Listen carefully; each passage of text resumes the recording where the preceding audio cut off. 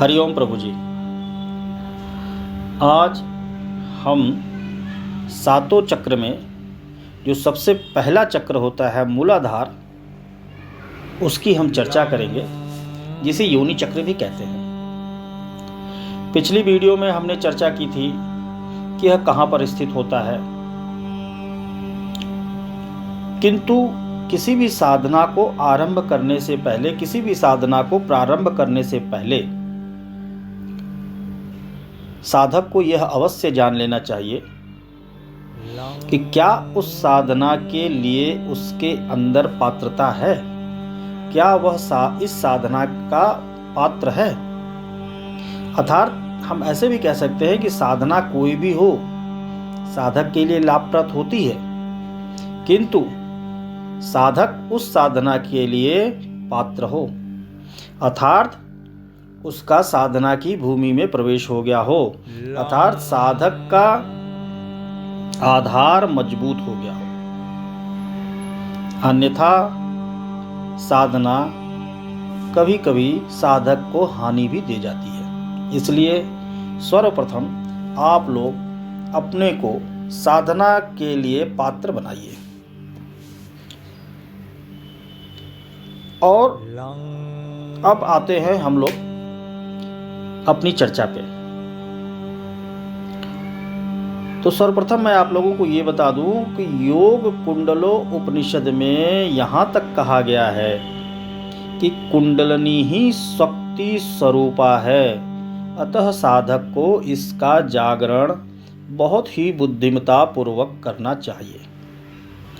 सर्वप्रथम साधक को खूब प्राणायाम करना चाहिए ताकि उसका शरीर शुद्ध हो। और जो सुषुम्ना होती है उसमें ही हमारा चित्त लीन रहता है, और चित्त के विषय में हम आगे चर्चा करेंगे, लेकिन अभी ये जानते हैं, सिर्फ इसी पे फोकस करते हैं कि सुषुम्ना में ही हमारा चित्त लीन रहता है और सुषुम्ना में वायु का प्रवेश नहीं रहता।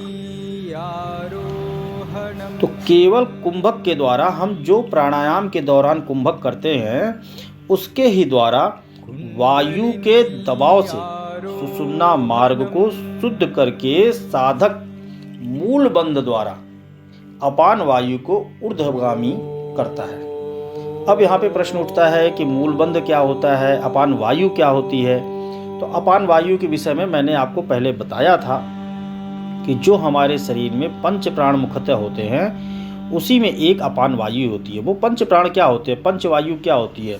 प्राण वायु होता है, अपान वायु होता है, समान वायु होता है, व्यान वायु होता है, उदान वायु होता है, उसी में एक अपान वायु होती है। और इस अपान वायु और प्राण वायु का साधना में अति महत्व है, चाहे किसी भी तरह की साधना हो, बहुत महत्व है इसका। तो जब साधक अपान वायु को ऊर्ध्वगामी करता है, नहीं, इसमें मूलबंध भी मैं आप लोगों को बता दूं।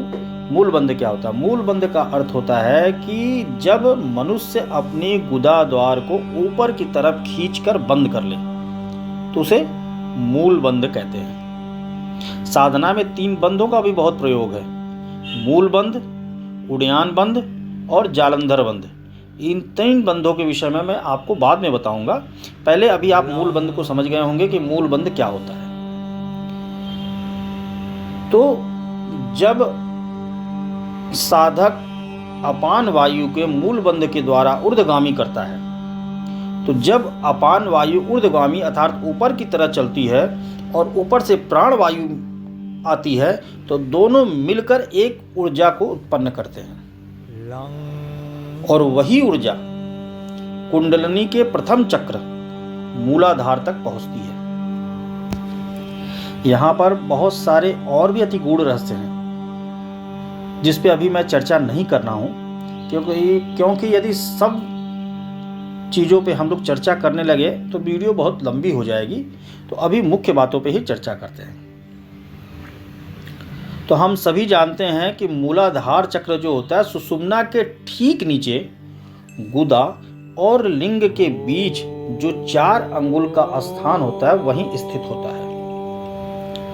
और यहाँ पर 4 दल वाला एक कमल होता है, अर्थात जिसकी 4 पंखुड़ियां होती हैं उस कमल का। और उस कमल का जो रंग होता है वह बिल्कुल रक्त के वर्ण का होता है। और इन चारों दलों पर 4 अक्षर क्रमशः अंकित होते हैं। वो अक्षर है जो अंकित होते हैं, वह है व, श शरीफा वाला स, श षटकोण वाला श और स सुंदर वाला स। ये 4 अक्षर उन 4 दलों पर अंकित होते हैं। इन अक्षरों को, जो ये अक्षर अंकित होते हैं, इसे हम बीज मंत्र भी कहते हैं। अब इस कमल पुष्प के मध्य में एक पीत वर्ण होता है, पीले कलर का पीत वर्ण होता है। और उसी पीत वर्ण के मध्य में एक अधोमुखी त्रिकोण होता है। और जो अधोमुखी त्रिकोण होता है, इसे ही योनि रूपा या काम रूपा कहते हैं। इसी काम रूपा के मध्य अति सूक्ष्म प्रज्वलित अग्नि शिखा, जो कि समगतिशील परम तेजवान वीर्य समस्त शरीर में विचरण करता है, वह कभी ऊर्ध्वमुखी होता है तो कभी अधोमुखी होता है। जब भी मनुष्य काम वासना से पीड़ित होता है तो यह अधोमुखी हो जाता है, नीचे की तरफ आता है। और जब मनुष्य परम ब्रह्मचर्य में रहता है, परम ब्रह्मचर्य का पालन करता है, तो वह ऊर्ध्वमुखी हो जाता है, अर्थात ऊपर की तरफ जाता है।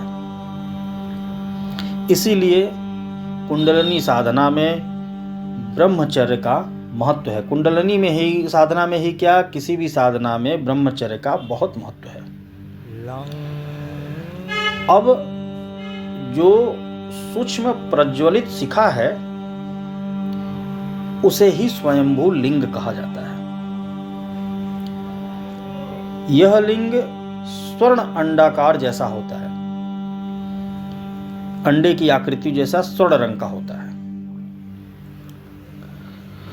और इसका जो ऊपरी भाग होता है, इस स्वयंभू लिंग का जो ऊपरी भाग होता है, वह मणि की तरह चमकता रहता है। और विद्युत के समान प्रबल तेज वाली कुंडलिनी इस स्वयंभू लिंग के ऊपरी भाग से सर्पाकार के रूप में लिपटी हुई होती है, अर्थात सर्प की तरह उस लिंग को लपेटे हुए रहती है। और लिंग के द्वार को, उस स्वयंभू लिंग के द्वार को अपने मुख से बंद किए रहती है। और चूंकि लिंग के द्वार को उसने बंद कर रखा है, इसीलिए कुंडलिनी सुप्ता अवस्था में सुषुम्ना का छिद्र, जिसमें प्रवेश करने के बाद सहस्त्रार तक हम जा सकते हैं, उस छिद्र को ही बंद कर देती है। अतः कुंडलिनी की सुप्ता अवस्था में प्राण शक्ति का प्रवेश नहीं हो पाता। प्राण शक्ति का प्रवेश नहीं हो पाता। तो यदि कुंडलिनी सुप्तावस्था में है तो हमारे सुषुम्ना में प्राण शक्ति का प्रवेश नहीं हो पाता। और चूंकि हमारी कुंडलिनी सोई हुई है, तो हमारी सुषुम्ना में जितने भी लोक हैं, जितने भी हमारे चित्त में जमे हुए कर्म हैं, वो सभी सुप्तावस्था में रहते हैं। अब कमल दल में जो 4 सूक्ष्म शब्द हैं, वह हर समय स्पंदन करते रहते हैं और उसे ही हम बीज मंत्र कहते हैं। इस तत्व का, अर्थात मूलाधार जो चक्र है, उस तत्व का जो बीज मंत्र होता है, उसे लम कहते हैं।